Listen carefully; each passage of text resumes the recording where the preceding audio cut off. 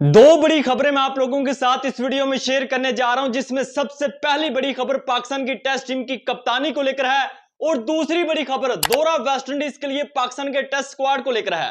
तो मेरे दोस्तों, कल पाकिस्तान क्रिकेट टीम की सिलेक्शन कमेटी ने चेयरमैन मोहसिन नकवी के साथ एक बहुत ही अहम मीटिंग की है और इस मीटिंग में सबसे पहला जो बड़ा फैसला लिया गया है वो पाकिस्तान की टेस्ट टीम की कप्तानी को लेकर है और दूसरा बड़ा फैसला दौरा वेस्टइंडीज के लिए पाकिस्तान की सिलेक्शन कमेटी ने 16 रुकनी स्क्वाड को फाइनल कर लिया है। तो सबसे पहले हम पाकिस्तान की टेस्ट टीम की कप्तानी को लेकर बात कर लेते हैं।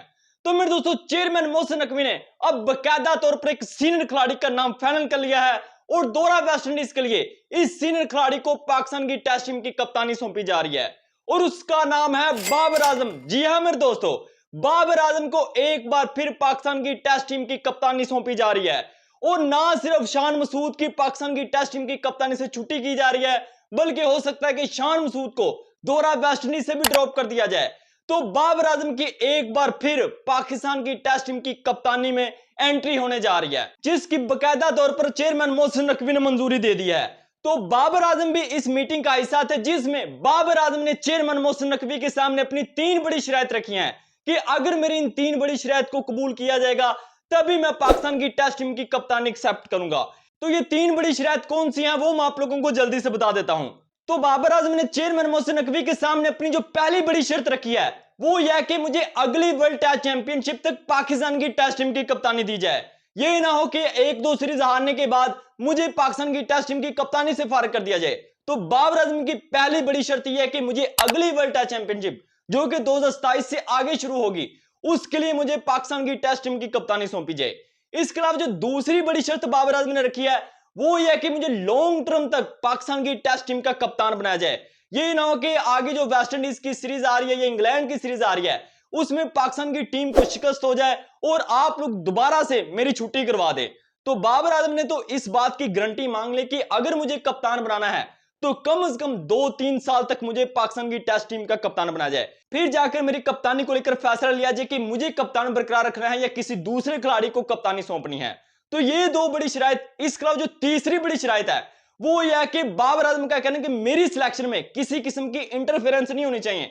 ये ना कि भाई 2-4 सिफारशी प्लेयर लाकर सिलेक्शन में डाल दिए जाए और बाबर आजम को कहा जाए कि ये एक्सेप्ट कर लिया जाए। तो बाबर आजम ने कहा कि भाई मुझे आजादाना तौर पर कप्तानी चाहिए, मैं जिन खिलाड़ियों को सिलेक्ट करूंगा, जो भी नौजवान खिलाड़ी होंगे जो मेरिट पर सिलेक्ट होंगे उन्हीं को सिलेक्ट किया जाए। ये ना कि भाई पर्ची खिलाड़ियों को पाकिस्तान की टेस्ट टीम में शामिल कर लिया जाए और बार बार पाकिस्तान की टीम कभी बांग्लादेश से हारती फिरे और कभी वेस्टइंडीज से हारती फिरे।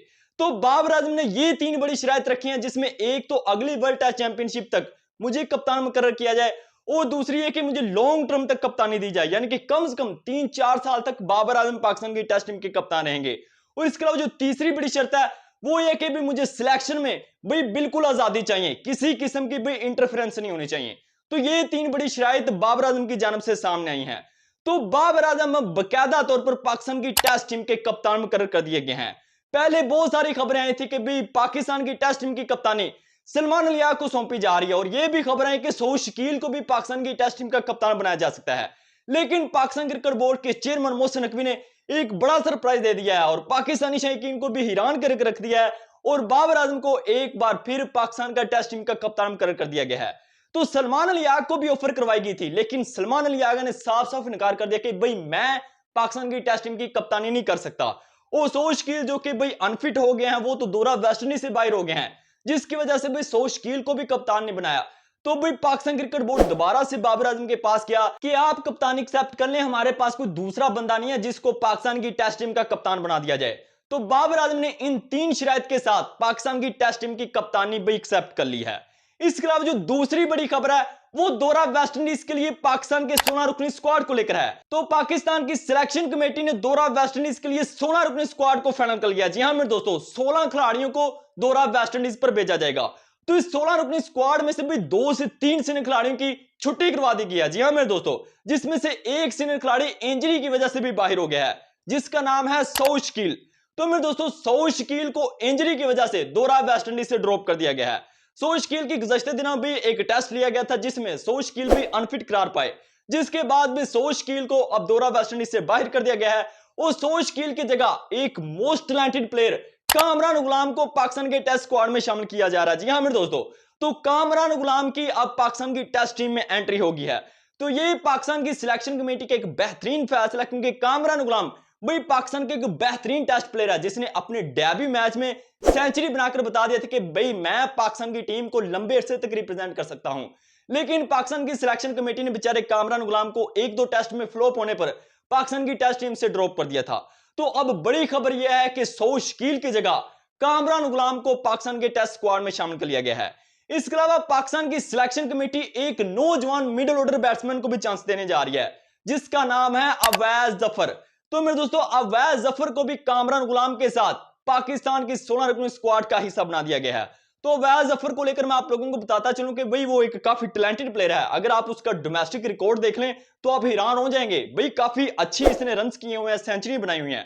जिसके बाद पाकिस्तान की सिलेक्शन कमेटी ने यह फैसला किया है कि कामरान गुलाम के साथ अवैज जफर को भी पाकिस्तान की 16 रुकनी स्क्वाड का हिस्सा बनाया जाएगा और वो मोस्टली नंबर 4 और 5 पर आकर बैटिंग करते हैं। इसके अलावा पाकिस्तान की सिलेक्शन कमेटी अपनी बॉलिंग लाइनअप में बड़ी तब्दीलियां करने जा रही है, जिसमें सबसे पहले तो नुमान अली की छुट्टी करवाकर इसकी जगह एक नौजवान स्पिनर अली उस्मान को पाकिस्तान की बॉलिंग स्क्वाड में शामिल कर लिया। जी हां मेरे दोस्तों, तो अली उस्मान को अब नुमान अली की जगह रिप्लेस किया जा रहा है। लेकिन यह भी खबर आई थी कि पहले इब्रार अहमद को पाकिस्तान के टेस्ट स्क्वाड में शामिल किया जाना था, लेकिन इब्रार अहमद जो कि 100 लीग खेलने जा रहे हैं, जिसकी वजह से मेरे ख्याल में इब्रार अहमद को पाकिस्तान के टेस्ट स्क्वाड से बाहर कर दिया गया है और इसकी जगह एक नौजवान स्पिनर अली उस्मान को अब पाकिस्तान के टेस्ट स्क्वाड में शामिल कर लिया है। तो ये एक बड़ी तब्दीली देखने को मिली है। इसके अलावा पाकिस्तान क्रिकेट टीम की मैनेजमेंट अपनी फास्ट बॉलिंग लाइनअप में भी बड़ी तब्दीलियां करेगी, जिसमें हसन अली की छुट्टी होगी, शहीन अफरीदी की छुट्टी होगी और इनकी जगह मोस्ट प्रोबेबली मोहम्मद अली और इसके अलावा भाई उबैद शाह को पाकिस्तान के टेस्ट स्क्वाड में शामिल किया जा सकता है। तो मोहम्मद अली की भी वापसी होने जा रही है और इसके अलावा एक नौजवान फास्ट बॉलर उबैद शाह पाकिस्तान के टेस्ट स्क्वाड में शामिल होने जा रही हैं। तो ओवरऑल पाकिस्तान क्रिकेट टीम की मैनेजमेंट दौरा वेस्ट इंडीज पर 16 खिलाड़ियों का इंतखाब करेगी, जिसमें से भी 3 से 4 नौजवान खिलाड़ी शामिल होंगे, जैसे कि अवैज जफर हो गए, कामरान गुलाम हो गए, अली उस्मान हो गए और इसके अलावा उबैद शाह हो गए। इसके अलावा 2 से 3 सीनियर खिलाड़ियों की वापसी भी होगी, जिसमें भाई मोहम्मद अली हो गए, आमिर जमाल हो गए और इसके अलावा कामरान गुलाम। तो ये 3 सीनियर खिलाड़ी भी वापसी करेंगे और इसके अलावा कुछ सीनियर खिलाड़ी ड्रॉप कर दिए जाएंगे, जैसे कि शहीन अफरीदी हो गए और हसन अली हो गए और सऊद शकील हो गए। तो ये 3 सीनियर खिलाड़ी दौरा वेस्ट इंडीज से बाहर हो गए हैं। तो ओवरऑल ये 2 बड़ी खबरें भी ब्रेक हुई हैं, जिसमें बाबर आजम को पाकिस्तान की दोबारा से टेस्ट टीम की कप्तानी सौंपी जा रही है और इन 16 खिलाड़ियों को दौरा वेस्ट इंडीज के लिए सिलेक्ट किया जा रहा है। तो मेरे दोस्तों, ये थी मेरी आज की सबसे बड़ी लेटेस्ट अपडेट। तो बाबर आजम को दोबारा से कप्तानी दिए जाने पर आप लोग अपनी क्या राय रखते हैं, तो कमेंट सेक्शन में अपनी राय लाजमी दीजिएगा। इसके अलावा अगर आपको मेरी वीडियो अच्छी लगी हो तो प्लीज मेरी वीडियो को लाइक कर दीजिएगा और साथ ही मेरे चैनल को लाजमी सब्सक्राइब कर दीजिएगा, ताकि पाकिस्तान क्रिकेट टीम के हवाले से मजीद कुछ लेटेस्ट अपडेट आए तो मैं आप लोगों के साथ फौरन शेयर कर सकूं। मिलते हैं नेक्स्ट वीडियो में, तब तक इजाजत दीजिए। खुदा हाफिज।